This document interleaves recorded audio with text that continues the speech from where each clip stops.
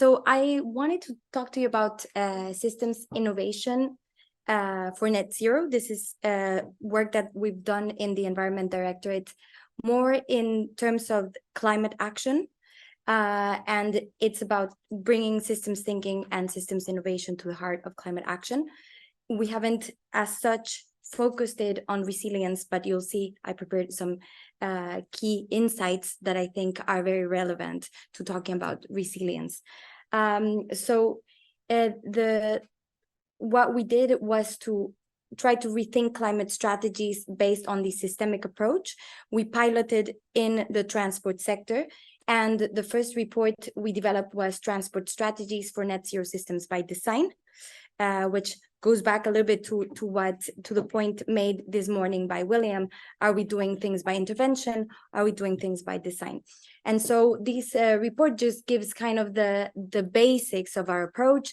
How would climate action for basically places that are very embedded in car-dependent systems or that are getting there, how could climate action be refocused with a systemic and well-being lens? Then what we did was to go into a case study, and here we work with Ireland in 2022 to really put this approach and develop a series of very practical tools, because I think Dirk was talking about how do we implement, right, these approaches. And there we worked with many stakeholders. The Irish took 4 different territories that were representative, because of course one of the risks was, are we going to do something that sounds quite good for Dublin, but what about more rural areas or places in the periphery and so on? And well, this is what a case study that is already finished, but we are today working with Catalonia and also with developing countries. So we're working with cities, intermediary cities in Kenya and Mozambique, also with this. So one of the main points or kind of the basics of the approach that we bring is to try to support governments in doing 2 mindset shifts. The first is to go from means to ends, because in a way there's this tendency of conflating means and ends and the quantitative with the qualitative, and getting stuck in the idea that these high demand of energy, high demand of resources, high demand systems that are also carbon intensive by design are necessary, or they're necessary to bring well-being. And so from this perspective, decarbonizing is just very, very difficult. And so we think that if we can walk authorities through kind of this mindset shift, it will be easier to open the door to saying, how do we actually try to deliver well-being via a lower energy demand types of systems. The second shift has a lot to do with things that were said by Dirk and by William this morning, which is going from parts to systems. And we've all been very educated in a very analytical way, where we were told that if we break down problems into parts and solve the parts, then we will solve the problem. And that works quite well if we're talking about simple or even complicated problems. But when we're talking about complex systems and complex problems such as climate change, then what complexity science tells us is that the highest potential for change is really in the interactions and how these elements or nodes, I think Dirk said nodes, in the system are organized. And so if we are only focusing on parts, we're missing on the leverage of action that probably could bring the highest change. So how do we walk the stakeholders working with us through doing these mindset shifts? We have put together these 3-step process. We start with envision. This is really rethinking what progress means, and in a way we could say, well, resilience has to be a top priority for the sector and for basically the whole of the economy. And this is where we actually go then from for mindset shift number 1 to revisit to what extent we have been putting the stress of progress is quantitative and not kind of the qualitative things that we want to get out of it. The second step is understand, because we need to understand the system.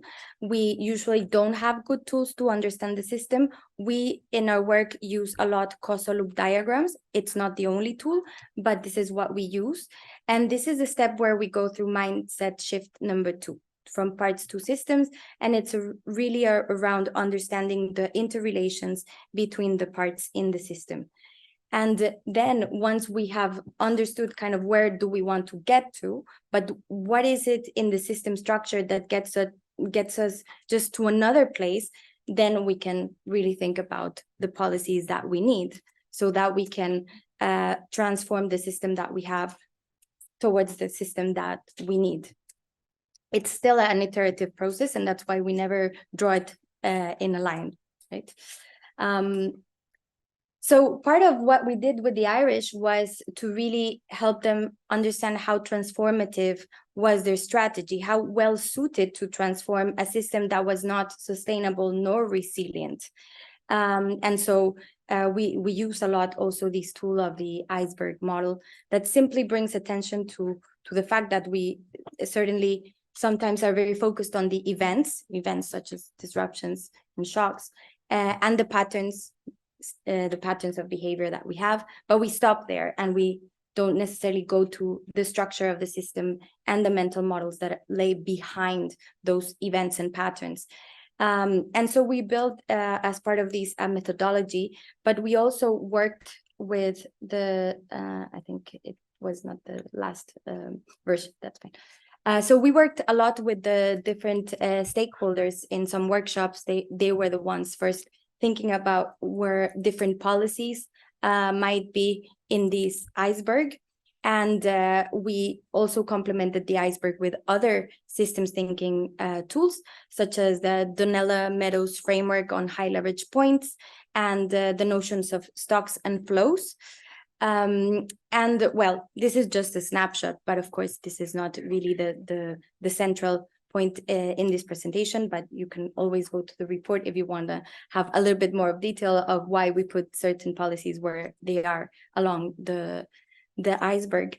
But I think okay, and so this is what we did with them, and I think this was really an important part was for actors to experiment how they could think differently about the policies that they've been talking about for a long time.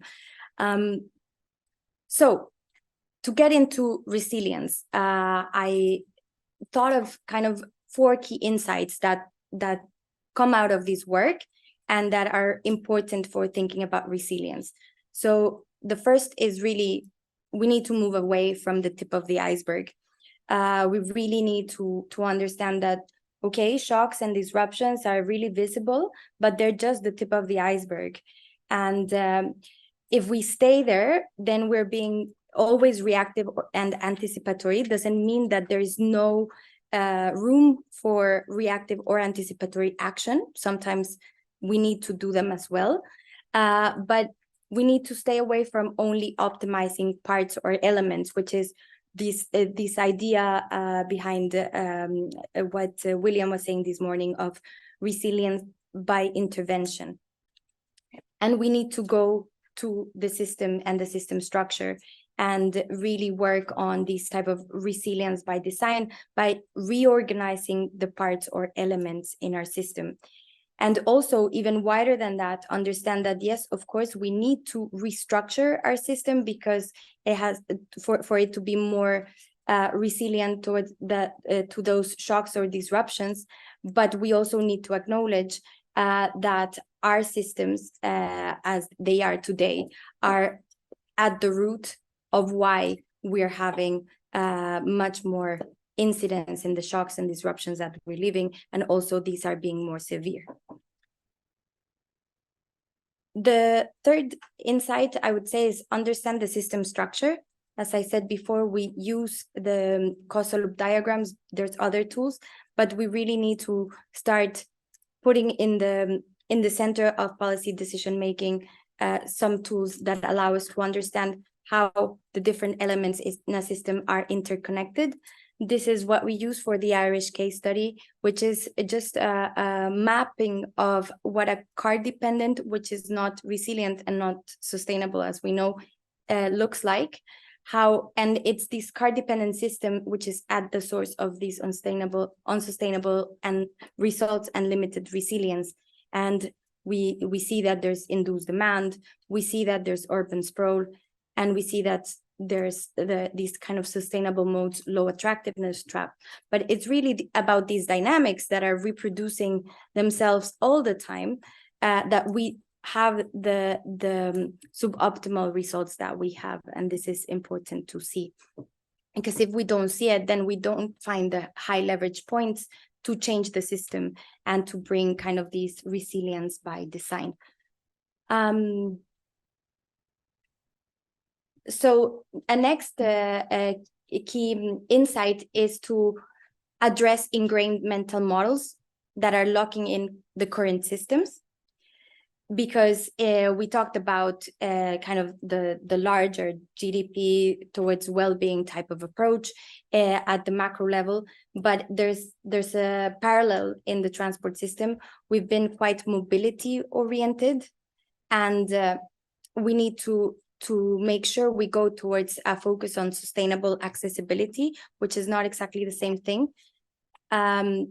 Being actually very focused on mobility has brought us these, what we call the proximity blind spot, which is the fact that we tend to forget that if we aim for accessibility, then we need proximity. And if we don't have this in mind, we forget it. And this is we need to open the door really to thinking about how we are going to redesign systems that are mobility intensive, but accessibility poor, including by reducing mobility via increasing proximity. And so this is the type of thinking that we need if we're going to transform the system, but sometimes a big barrier is this mindset on quantitative and not qualitative things.